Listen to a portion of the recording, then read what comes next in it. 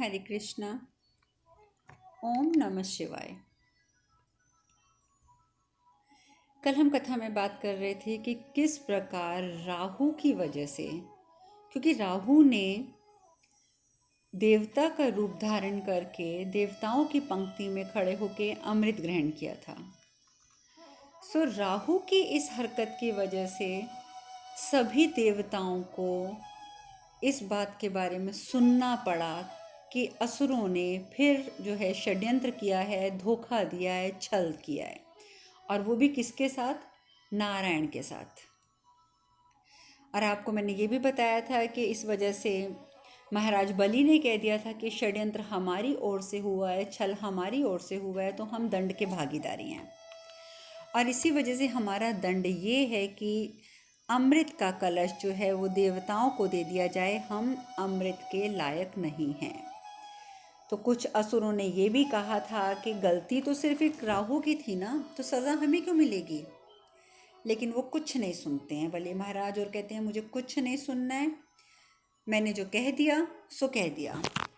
और इसी वजह से भगवान विष्णु अमृत का कलश देवताओं को दे देते हैं, यानी कि गुरु बृहस्पति के हाथ में दे देते हैं।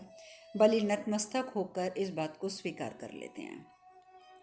इंद्रदेव बहुत प्रसन्न, अंततः हमें प्राप्ति हो गई अमृत की। अरे हम तो हैं ही इस काबिल कि हमें अमृत मिले। अरे तुम लोग तो इतने दुर्बुद्धि हो, एक बार पहले भी अमृत चुराया, उसके बाद भी सफल नहीं हुए, और अब देखो ज़रा, जब नारायण खुद तुम्हें अमृत देने के लिए तैयार थे, फिर तुमने छल करके ये कर दिया, ये वो, बहुत कुछ उल्टा सीधा, बहुत उल्टा सीधा बोलते हैं इंद्रदेव। विष्णु भगवान अमृत का कलश उनको पकड़ा कर ब्रह्मा जी के पास आते हैं और कहते हैं चलिए ब्रह्मदेव, हम जिस उद्देश्य की पूर्ति करना चाह रहे थे ना, उसमें हम विफल हुए, उसमें हम विफल हो गए। ब्रह्मा जी कहते हैं कि यदि हम महादेव के साथ ही प्रस्थान कर लेते ना, तो शायद इतना कष्ट ना होता जितना हमें इस समय हो रहा है। अपने ही सृजन को लोभ से ग्रसित देखकर बहुत दुख होता है नारायण, बहुत दुख होता है। ये तो वही हालत हो गई ना कि अगर एक बच्चा गलत हो जाता है तो माँ बाप उसको देखकर दुखी होते हैं। क्यों? क्योंकि माँ बाप ये सोचते हैं कि मैंने इसे जन्म दिया और मेरा बच्चा ये कैसा निकला, क्या कर रहा है, कितना लोभी है या कितना क्रोधी है, कितना अहंकारी है। तो माँ बाप अपने बारे में ये बातें कहते हैं कि ये तो हमें तकलीफ़ हो रही है अब देखकर, क्योंकि पैदा हमने किया है। वही हाल ब्रह्मा जी का है। वो कहते हैं कि ये हमारी मेरी अपनी सृजन है, मैंने सृजन किया है सारी सृष्टि का, और जब अपने ही सृजन को मैं लोभ में देखता हूँ ना, तो बहुत तकलीफ़ होती है, बहुत तकलीफ़ होती है। और ये कह के वो लोग वहाँ से चले जाते हैं। और उतनी देर में सूर्य और चंद्रमा ये भी आ जाते हैं, वापस धरती पर आते हैं, पूरी घटना बताते हैं कि महादेव ने क्या किया, कैसे हमें हमें क्या दंड मिला, राहु को क्या दंड मिला। तो ये सारा कुछ जब शुक्राचार्य जी सुनते हैं ना, तो शुक्राचार्य जी कहते हैं, मन में सोचते हैं कि असुरों के साथ कुछ भी कह लो पर हुआ तो अन्याय है, तो मुझे भी महादेव के पास जाकर न्याय की गुहार लगानी चाहिए कि मेरी संजीवनी विद्या भी चली गई है और अमृत भी हमें नहीं मिला है। तो देवता जो है वो इतने ताकतवर हो गए हैं कि ये कुछ ना कुछ तो गलत करेंगे ही करेंगे हमारे साथ। तो मैं भी क्यों ना महादेव से जाकर, उनकी शरण में जाकर उनसे न्याय की प्राप्ति करूं। और उधर वो तो चल पड़ते हैं कैलाश की ओर, और इधर ये जो इंद्रदेव हैं ये घमंड में चूर चूर और ना जाने क्या क्या बोलते रहते हैं। बलि महाराज चुपचाप सब कुछ सुनते रहते हैं और जाते नहीं है। देखिए बलि महाराज का धैर्य कि वो जाते नहीं है, वो मौका देते हैं इंद्रदेव को कि आपको जो बोलना है ना आप बोल लो। उधर महादेव अचानक माता पार्वती से कहते हैं कि पार्वती, एक बहुत बड़ी समस्या खड़ी हो गई है और उस समस्या का समाधान निकालना बहुत आवश्यक है। तो माता पार्वती बोलती है, किस समस्या की ओर आप संकेत कर रहे हैं, कौन सी समस्या खड़ी हो गई है? क्योंकि महादेव तो देख रहे थे ना कि देवता लोग क्या कर रहे हैं नीचे असुरों के साथ। उतनी देर में शुक्राचार्य जी स्वयं पहुंच जाते हैं वहाँ पे, और शुक्राचार्य जी आते ही बस, प्रभु न्याय कीजिए, प्रभु न्याय कीजिए हमारे साथ, क्योंकि जिस उद्देश्य से मंथन हुआ था वो तो पूर्ण हुआ ही नहीं, वो उद्देश्य तो अपूर्ण ही रह गया। देवताओं ने शुरुआत में षड्यंत्र किया, यहाँ तक कि अगर मैं दूसरे लफ्ज़ों में कहूँ तो शुरुआत ही षड्यंत्र से हुई थी। और प्रभु इसीलिए असुर भी धैर्य खो बैठे, और अगर असुर धैर्य ना खोते तो शायद उनको इतना बड़ा दंड ना मिलता, राहु का शरीर दो भागों में ना कटता। पर अब देखिए महादेव, इतना सब कुछ तो हुआ और अब बलि महाराज की सहमति से नारायण ने समस्त अमृत देवताओं को दे दिया है। अब आप ही बताइए, क्या ये हमारे प्रति न्याय है? भगवान शिव कहते हैं कि शुक्राचार्य, मैं आपकी चिंता से अनभिज्ञ नहीं हूँ, बिल्कुल भी अनभिज्ञ नहीं हूँ। मंथन के पश्चात सारा अमृत देवताओं को प्राप्त हो चुका है, ये बात मैं जानता हूँ। किंतु श्रीहीन के श्राप के कारण आपकी संजीवनी विद्या भी लुप्त हो गई है। असुरों के पास अब कोई शक्ति शेष नहीं है, ये सब भी मैं जानता हूँ। तो शुक्राचार्य कहते हैं, प्रभु आप तो सर्वज्ञ हैं, और आप जब सब कुछ जानते ही हैं, आप जानते हैं कि हम असुरों ने सदैव जो भी किया है, लेकिन मैंने यानी कि हमने, शुक्राचार्य ने, उनका गुरु होने के नाते हमेशा उन्हें दुष्कर्म करने से रोका ही है, कभी उन्हें बढ़ावा नहीं दिया है। हम कभी अपने गुरु के पथ से भ्रष्ट नहीं हुए, पथ भ्रष्ट नहीं हुए। अगर कोई भी असुर हमारे सामने गलत करता था या करता है तो हम उसे रोकते हैं। अब वो ना माने तो मैं क्या कर सकता हूँ। लेकिन देखिए, आप तो इतना जानते हैं प्रभु कि हमने तो तारकासुर को भी रोका था, और आप सर्वज्ञ हैं, आप ये खुद भी जानते हैं कि हमने कभी किसी को बढ़ावा नहीं दिया है। किंतु प्रभु, सत्य तो ये भी है कि हम असुरों के गुरु हैं, और उनका कल्याण और उनके हित की चिंता हमें सदैव रहती है, सदैव। चाहे वो हमारा कितना भी अपमान कर दें, हमारी बात माने ना माने, परंतु हमें उनके हित की चिंता रहती है, और गुरु होने के नाते उनकी रक्षा का दायित्व भी हमारा ही है। किंतु आज हमने देवताओं में अमृत ग्रहण करने के पश्चात जो अहंकार देखा है ना प्रभु, वो असुरों के साथ कोई ना कोई अनर्थ अवश्य करेगा। उनका ये अहंकार असुरों के साथ अनर्थ अवश्य करेगा प्रभु, और जिसका परिणाम असुरों के लिए विनाशकारी सिद्ध होगा। आपने कभी भी असुरों के साथ पक्षपात नहीं किया है, और अब उनके असुरों का, हमारे असुरों का भविष्य आप पर आश्रित है प्रभु, सिर्फ आप पर आश्रित है। अब आप ही न्याय कीजिए कि हम असुर क्या करें और कहाँ जाएं। भगवान शिव कहते हैं कि असुरों ने कभी भी अपने गुरु का सम्मान नहीं किया। शुक्राचार्य जी, आपका कभी सम्मान नहीं हुआ, हर बार आपकी बातों की अवहेलना की गई है, आपकी अवज्ञा की गई है। किंतु उसके पश्चात भी कितनी चिंता है आपको असुरों की। आपने गुरु शिष्य के संबंध को एक महान उदाहरण प्रस्तुत किया है शुक्राचार्य, एक महान उदाहरण आपने सिद्ध कर दिया है कि जिस अपने शिष्यों को पुनः क्षमा करने की क्षमता, कोई लोभ और दायित्व का अहंकार जिसमें नहीं होता, वही और वही सिर्फ सच्चा गुरु होता है। इसीलिए मैं आपकी सहायता अवश्य करूँगा, अवश्य करूँगा मैं आपकी सहायता। शुक्राचार्य बहुत प्रसन्न हो जाते हैं, कहते हैं प्रभु, हमें पूर्ण विश्वास था कि आप हमारी सहायता अवश्य करेंगे। और ये कह के शुक्राचार्य जी वहाँ से प्रस्थान करते हैं। अब वो तो चले गए शुक्राचार्य जी। माता पार्वती कहती हैं कि किंतु आप इन्हें न्याय कैसे दिलाएंगे स्वामी, कैसे दिलाएंगे आप इन लोगों को, असुरों को न्याय। महादेव चुप होते हैं, मुस्कुराते रहते हैं।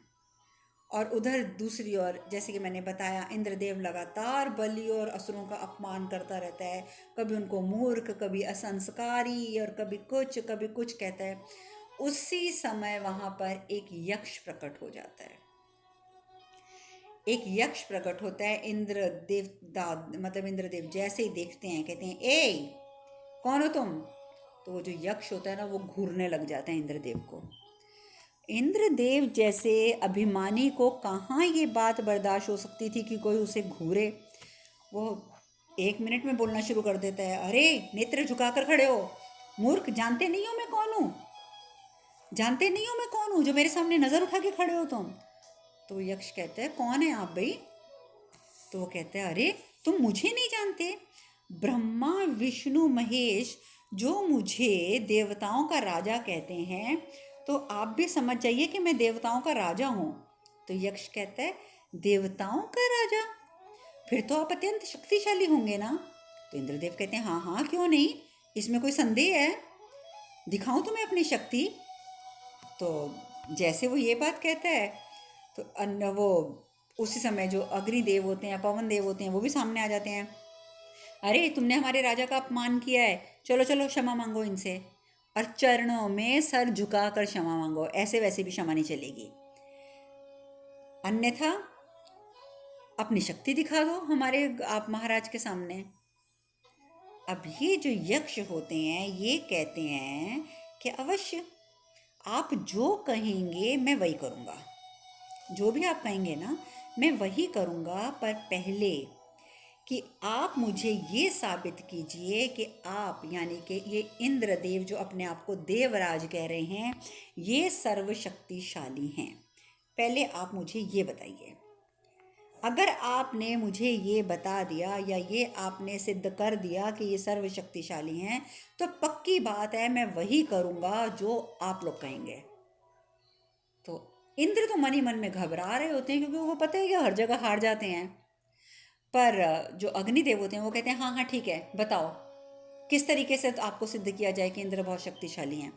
तो वो यक्ष महाराज कहते हैं काम करो, तुम तो बस एक तिनके को उड़ा के दिखा दो, अगर तिनके को उड़ा दिया तो मैं इनके चरणों में झुककर क्षमा मांग लूँगा, और अगर ये तिनके को नहीं उड़ा पाए तो फिर आप समझ ही गए हो कि कौन है शक्तिशाली और कौन नहीं है। अब इंद्रदेव ऐसी बातें सुनकर मन ही मन में बड़े हैरान परेशान होते हैं, क्योंकि इंद्रदेव समझ रहे हैं कि अगर ये यक्ष महाराज इतना कह रहे हैं कि एक तिनका उड़ा के दिखाओ तो ज़रूर कोई ना कोई उस तिनके में खास बात होगी, और अगर मैं हार गया, अभी अभी हमें अमृत मिला है, सामने सारे असुर भी खड़े हैं, देवता भी सभी यहीं पे हैं, अगर मैं हार गया तो ये तो मेरी बड़ा अपमान हो जाएगा।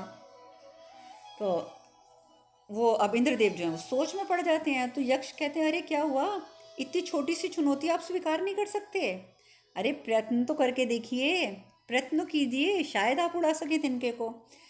तो पवन देव को गुस्सा आ जाता है। पवन देव कहते हैं मूर्ख, ऐसी तुच्छ चुनौती रखता है तू इंद्रराज के सामने, हमारे महाराज के सामने, अरे मुझे दे, मुझे, इसे तो मैं एक फूंक से उड़ाता हूँ। तो यक्ष जो होते हैं वो अपने हाथ को आगे कर देते हैं और कहते हैं ये लो पवन देवता जी आप ही उड़ा दो। अब पवन देवता पूरा जोर लगा के फूंक मारते हैं, लेकिन वो तिनका नहीं हिलता, टस से मस नहीं होता। अब ये देख कर पवन देव तो बहुत शर्मिंदा होते हैं। अग्निदेव सामने आ जाते हैं, कहते हैं नहीं उड़ा तो क्या हुआ, मैं इसे भस्म ही कर देता हूँ, ना होगा ना उड़ाना पड़ेगा। और कह के वो अपनी अग्नि छोड़ते हैं, अपनी ज्वाला छोड़ते हैं, लेकिन ये क्या, तिनके के ऊपर तो रत्ती भर भी असर नहीं होता, तिनका वैसे के वैसे अटका रहता है। अब इंद्रदेव क्या करते हैं, अपना हाथ आगे बढ़ाते हैं और हाथ आगे बढ़ाकर अपने वो तंत्र मंत्र के कुछ मंत्र बोलते हैं और कुछ भी करने लगते हैं। लेकिन ये क्या होता है, जैसे वो अपना तंत्र मंत्र वाला हाथ आगे बढ़ाते हैं, यक्ष के हाथ से ऐसा झटका लगता है कि इंद्रदेव छटक के दूर खड़े हो जाते हैं। अब इंद्रदेव घबरा जाते हैं, कहते हैं कौन हो तुम, हम जानना चाहते हैं कौन हो तुम। तो उसी समय माता पार्वती आ जाती हैं। माता पार्वती आके बोलती हैं कि ये तो एकमात्र ऐसी शक्ति हैं जिसके तेज से समस्त संसार प्रकाशमान है, ये वो जीवनदायी शक्ति है जिसके अभाव में कर्ण श्रवण के योग्य नहीं रहते, जिह्वा वाणी के योग्य नहीं रहती, मन विचार के योग्य नहीं रहता। मूर्खों, इन्हें परिभाषित करना तो संभव ही नहीं है। इस संसार में सभी तत्वों को इनसे पृथक करके परिभाषित करना असंभव होगा, असंभव। सब इन्हें मानते हैं किंतु इनके संपूर्ण रूप को कोई जानता ही नहीं, और जो सोचता भी है ना कि मैं इन्हें जानता हूँ तो वो भी कुछ नहीं जानता इनके बारे में। तब तक शुक्राचार्य भी वहाँ आ जाते हैं, वो भी चुपचाप आके खड़े हो जाते हैं। माता पार्वती बोलती हैं इतना याद रखना कि ये जो भी है ना, इनके अभाव में कुछ भी नहीं है, कुछ भी, और इनके समान भी कुछ नहीं है। अरे ये तो वही शिव हैं, वही शिव जिनके बिना सब कुछ शव के समान है। यही हैं हमारे देवों के देव महादेव। और ये बात सुनते ही सारे देवता बुरी तरीके से घबरा जाते हैं, हाथ जोड़कर खड़े हो जाते हैं। महादेव भी अपने वास्तविक रूप में आ जाते हैं।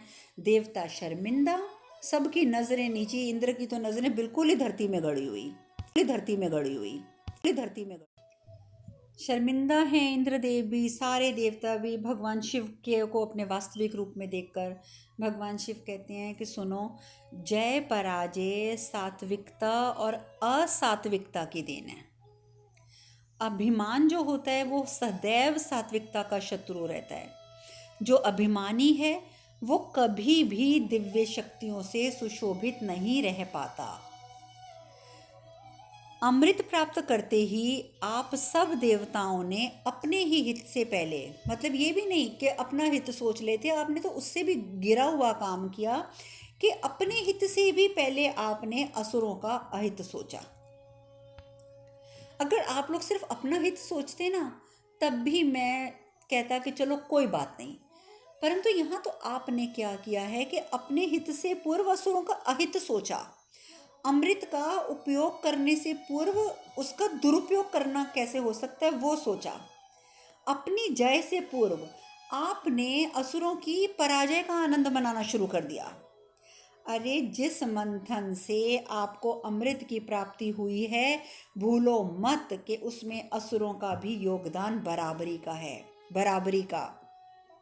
यदि असुर ना होते ना तो आप तो किसी भी हालत में क्षीर सागर को मंथने के योग्य थे ही नहीं।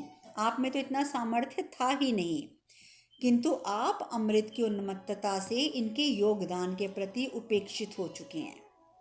देवगण, इस संसार में उन्नति तभी संभव है जब संसार में समानता हो, बराबरी हो। यदि कोई सर्वशक्तिशाली नहीं होगा तो कोई निर्बल भी नहीं होगा, क्योंकि जब सभी बराबर होंगे तो कोई सर्वशक्तिशाली नहीं है तो फिर निर्बल भी नहीं होगा। कोई बड़ा नहीं होगा तो फिर कोई छोटा भी नहीं होगा। और शक्ति के इस असंतुलन को संतुलित करना बहुत अनिवार्य है। जिस प्रकार आप सब ने अमृत की प्राप्ति कर ली है, उसी प्रकार अब मैं असुरों के हित के लिए शुक्राचार्य को पुनः उनकी संजीवनी विद्या प्रदान करता हूँ। और यही मेरा निर्णय है और यही मेरा न्याय भी है। जैसे ये बात महादेव के मुख से निकलती है, सभी असुर प्रसन्न हो जाते हैं, क्योंकि अब अमृत ना भी मिले तो क्या हुआ। जैसे कोई असुर जो है वो अगर मृत्यु को प्राप्त होगा तो संजीवनी विद्या के द्वारा शुक्राचार्य जी उसे जीवित कर सकते हैं। देवताओं का तो मुख उतर गया, लेकिन असुर जो थे वो बहुत प्रसन्न थे। शुक्राचार्य हाथ जोड़कर खड़े हो जाते हैं, प्रभु इस न्याय के प्रति असुर सदैव आपके कृतज्ञ रहेंगे, सदैव आपके कृतज्ञ। आज आपकी कृपा दृष्टि से हम असुरों का जीवन पुनः सुशोभित हो गया। हम निर्धन आपको क्या दें प्रभु, हमारे पास तो देने के लिए आपको कुछ नहीं है। हाँ, हमारा ये अभिवादन आप स्वीकार करके हम पर एक और उपकार कर दीजिए। और इस प्रकार से सभी असुर, राजा बलि, शुक्राचार्य सभी हाथ जोड़कर खड़े हो जाते हैं। महादेव भी मुस्कुराकर हाँ की मुद्रा में अपनी गर्दन हिला देते हैं। अब जब इंद्र ने देख लिया कि अरे ये तो असुरों को अब सब कुछ प्राप्त हो गया फिर से, अब इंद्र ने सोचा कि अब तो घमंड दिखाने का कोई फ़ायदा है नहीं है। तुरंत हाथ जोड़ लिए, हाथ जोड़ के हमें भी क्षमा कर दीजिए प्रभु, हमें भी क्षमा कर दीजिए, हमसे बहुत बड़ी भूल हुई है, हम पश्चाताप के लिए तत्पर हैं प्रभु, हम इस बात का पश्चाताप अवश्य करेंगे। भगवान शिव हंसने लगते हैं। भगवान शिव कहते हैं पश्चाताप की आवश्यकता नहीं है देवराज, बिल्कुल भी नहीं है, क्योंकि पश्चाताप का अर्थ होता है जो आपने किया है उसके लिए पछतावा। यानी कि गलती कर लो और गलती करने के बाद पछता लो कि अरे अरे अरे हमने ये गलती कर दी। ये तो वही बात हो गई कि पहले हिंसा करो, हिंसा करने के बाद फिर थोड़ा सा पछता लो, चोरी कर लो, चोरी करने के बाद फिर थोड़ा सा पछता लो।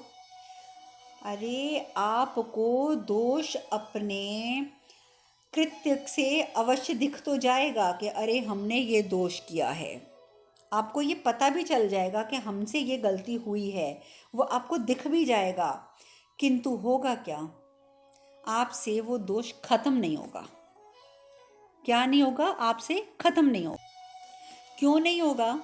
क्योंकि वो जो दोष है वो आपको अपने दुष्कृत में तो दिखता है, किंतु अपने आप में नहीं दिखता। आप अपने आप में नहीं देखते, आप सोचते हैं कि आपने जो दुष्कृत्य किया था ना उसमें बस थोड़ा दोष था, चलो कोई बात नहीं, हम पछता लेते हैं।